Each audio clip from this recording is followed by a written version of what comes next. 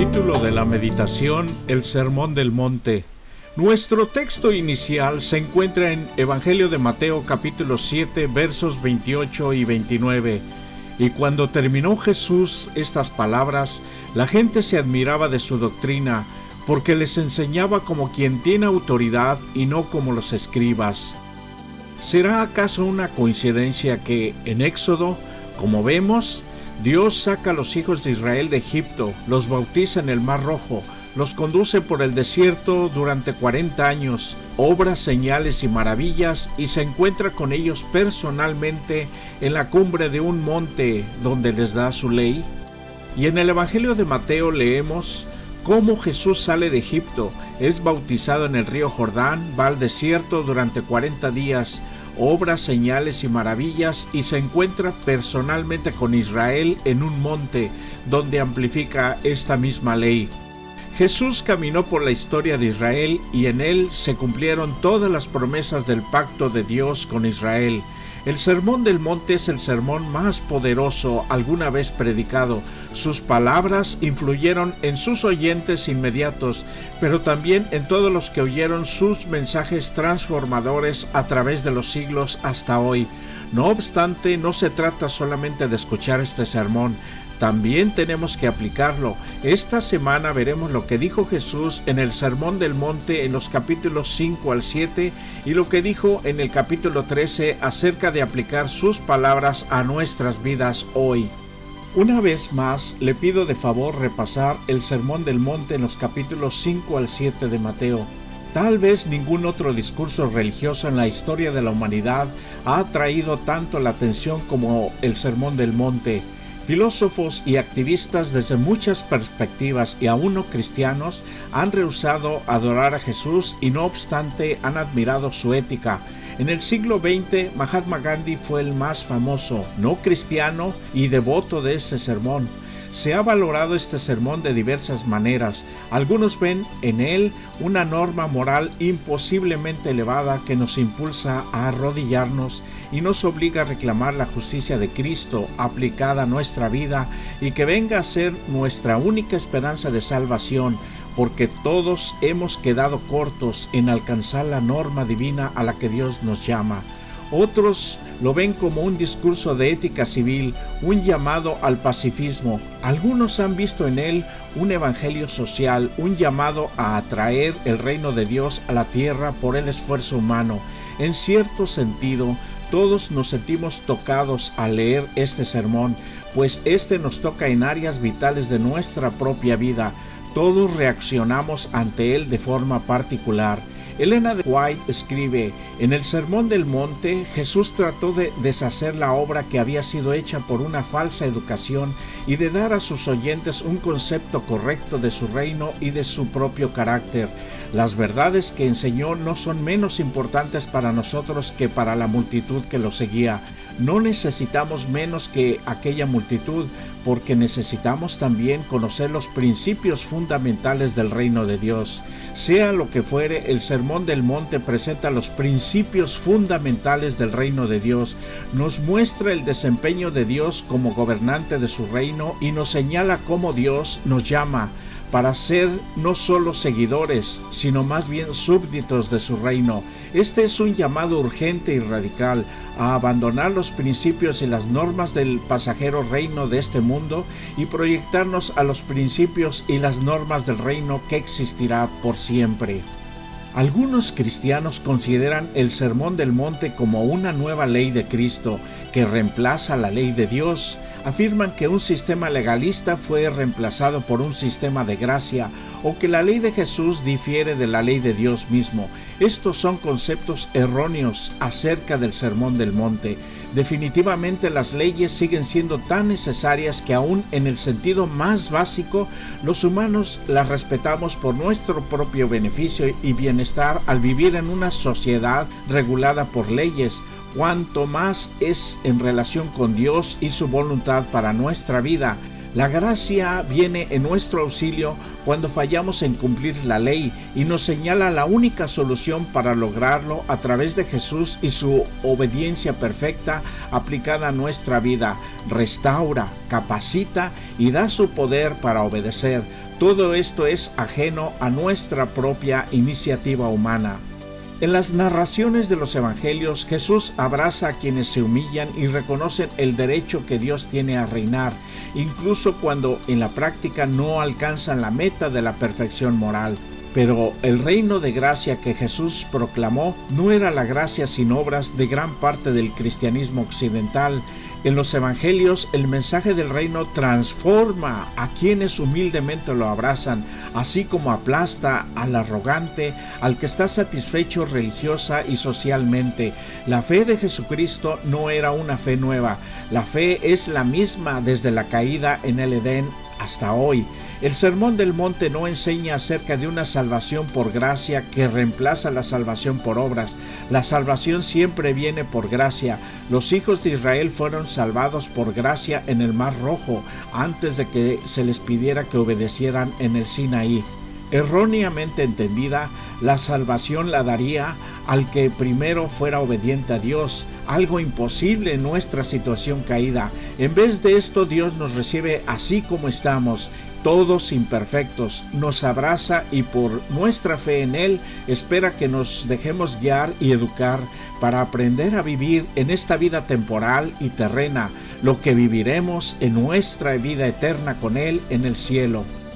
En el capítulo 5, verso 20, aunque la salvación siempre ha sido por fe y aunque el judaísmo, como debería haber sido practicado, siempre fue un sistema de gracia, el legalismo se infiltró como puede hacerlo en cualquier religión que toma en serio la obediencia. En el tiempo de Cristo, muchos líderes religiosos habían caído en una clase de ortodoxia religiosa dura, destituida de contrición, ternura o amor, que los transformaba de tal modo que su influencia no tenía poder para proteger al mundo contra la corrupción. Lo vemos en la forma como trataron a Jesús. A ellos era primeramente a los que vino a buscar para ayudarlos, pero lo rechazaron con una crueldad inaudita. Las meras formas externas, especialmente las fabricadas por el hombre, no tienen poder para cambiar las vidas o transformar los caracteres. La única fe verdadera es la que obra por el amor. Solo ella hace que las acciones externas sean aceptables a la vista de Dios. Aún en los tiempos del Antiguo Testamento, los sacrificios no eran un fin en sí mismo, sino un medio para un fin, y ese fin era una vida en la que los seguidores de Dios reflejaran su amor y su carácter, algo que solo puede hacerse por medio de una entrega total a Dios y de una percepción de nuestra total dependencia de su gracia salvadora. A pesar de todas sus apariencias externas de piedad y fe, muchos de los escribas y fariseos no eran decididamente un modelo de cómo debía vivir un seguidor del Señor Jesús. Aun si eres un gran creyente en la salvación por la fe sola y aceptas que solo la justicia de Cristo puede salvarte, tenemos que estar seguros que nuestras obras, los frutos de nuestra fe, sean los que Dios busca en nuestra vida. Si no hay frutos como los que Jesús buscó en la higuera, es que algo no anda bien y estamos de veras en serios problemas. Tal vez la enseñanza más radical de Jesús se encuentre en Mateo 5:48. De todas las enseñanzas del Sermón del Monte, esta ha de ser una de las más asombrosas, la más extrema. ¿Cómo ser perfectos como nuestro Padre que está en los cielos? Santos seréis, porque santo soy yo, dice Jehová vuestro Dios. Jesús además agregó: sed pues misericordiosos, como también vuestro Padre es misericordioso. No tiene que ver con una conformidad externa a reglas y normas, por importantes que éstas sean. En cambio, todo el foco de esta sección trata de amar a otros, no solo a quienes cualquiera podría amar, sino a aquellos que según las normas humanas normalmente no amaríamos. Otra vez, esto tiene que ver con las normas del reino de Dios, no con las del hombre. Lo importante para recordar aquí es que Dios no nos pide nada que Él no pueda lograr en nosotros. Si dependiera de nosotros, si estuviésemos dominados por nuestro corazón egoísta y pecaminoso, ¿quién amaría incluso a nuestros enemigos? Esta no es la forma en que opera el mundo, pero ahora nosotros somos ciudadanos de otro reino. Tenemos la promesa de que si nos entregamos a Dios, el que comenzó en nosotros la buena obra, la perfeccionará hasta el día de Jesucristo. ¿Y qué mayor obra podría hacer Dios en nosotros que amar a todos en nuestro ambiente, en nuestra propia esfera, como Él nos ama? Por seguro se verá la diferencia en nuestra vida y es algo que los demás no podrán negar ni explicar a menos que tengan ese mismo amor operando en sus corazones. Jesús no solo predicó en la cumbre de un monte, predicó el mismo mensaje del reino por todo Israel. Mateo 13 registra que Jesús enseñó desde una barca y toda la gente estaba en la playa. Jesús entonces les contó parábolas con la intención de que comprendieran la importancia no solo de oír su palabra, sino también de aplicarla. 2 puntos se destacan en las historias que él contó aquí. En ambas está la idea de separación, de eliminar lo que uno tiene a fin de obtener algo nuevo, sea un tesoro en un campo o una perla. El otro punto vital es el gran valor que cada hombre pone en lo que ha encontrado. En ambos casos fueron y vendieron todo lo que poseían para obtenerlo. Aunque no podemos comprar la salvación, el punto de la parábola es claro. Nada que tenemos en este reino, en este mundo, ni nada de lo que podemos tener es digno de perdernos el otro reino. De este modo, para aplicar a nuestra vida lo que Dios pide de nosotros, necesitamos elegir separarnos de todas las cosas del mundo, de la carne, de la corrupción y de permitir en cambio que el Espíritu de Dios nos llene. Esto puede ser no fácil, requerirá de una muerte al egoísmo, a nuestro yo y de tomar nuestra propia cruz de manos de Jesús. Pero si siempre recordamos el valor y la excelencia de lo que se nos promete, tendremos toda la motivación que necesitamos para elegir y tomar las decisiones correctas. Asimismo también separarnos de todo aquello que ofende a nuestro querido Dios. En las parábolas de Mateo 13, el hombre encontró algo de gran valor y en este contexto, especialmente después de que Jesús contó la tercera parábola, lo que encontró era la verdad que conduce a la vida eterna en oposición a la destrucción eterna en el horno de fuego. Esto es importante porque vivimos una época en la que la misma idea de verdad se considera anticuada en el mejor de los casos o peligrosa en el peor. Lamentablemente esta es una idea falsa que algunos cristianos han aceptado. No obstante, el mensaje de estas parábolas es no solo que exista la verdad, sino también que la verdad marcará la diferencia eterna en cada vida humana. Esto no debe sorprendernos. La Biblia se basa en la idea de una verdad absoluta. Jesús dijo: yo soy el camino, la verdad y la vida. Nadie viene al Padre sino por mí. Si esto no es afirmar una verdad absoluta, entonces, ¿qué es? Por supuesto, cuando Pablo dijo que en parte conocemos, implica que hay más verdades por conocer, que literalmente producirá una diferencia, ya sea para vida eterna o para muerte eterna. Vida eterna o muerte eterna, nada puede ser más absoluto que eso. ¿Te has preguntado cómo sería vivir en un mundo donde todos siguieran los principios que se encuentran en el Sermón del Monte? Un mundo totalmente diferente al que conocemos, pero que es real. Así lo prometió Jesús a su despedida después de su resurrección al regresar al cielo. Un mundo mejor y nuevo que esperamos. Ese es el reino de Dios que tiene preparado para todos sus hijos fieles y obedientes como tú y yo. Hombres y mujeres que confiaron en su santa palabra y edificamos no en la arena voluble de argumentos y tradiciones humanas, sino en la roca que es Jesús mismo y sus enseñanzas para nosotros. Que el Señor Jesús te bendiga, son mis mejores deseos para ti. El siguiente canto está dedicado a todos aquellos niños que crecieron en un hogar cristiano. Desde niño yo crecí confiando en en su amor, tal era mi fervor. Hoy que un poco ya crecí, sé lo que hace Jesús cada día por mí, cómo me cuidó y todo lo que faltó, Él me lo dio.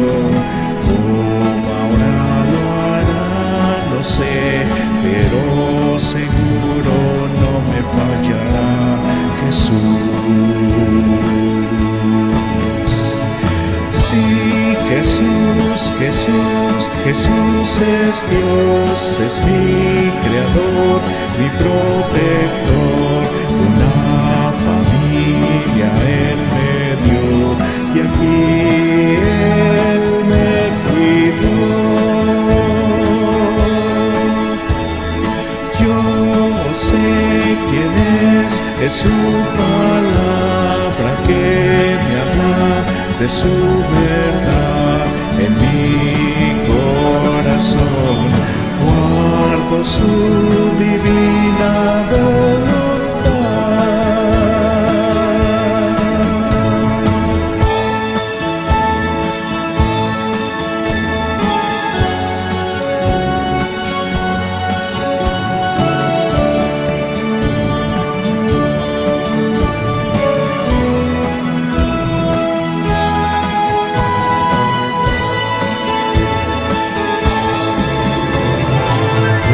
Desde niño aprendí su nombre a respetar, cantar de su bondad, y otros puedan él oír, su corazón quieran a Cristo eterno abrir.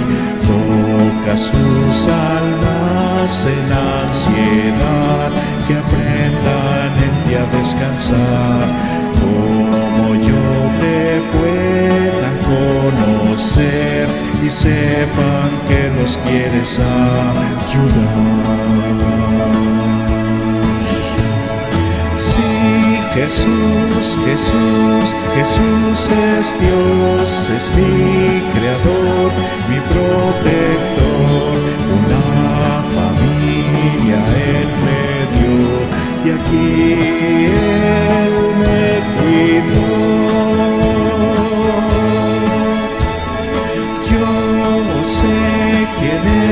Es su palabra que me habla de su verdad. En mi corazón guardo su divina voz.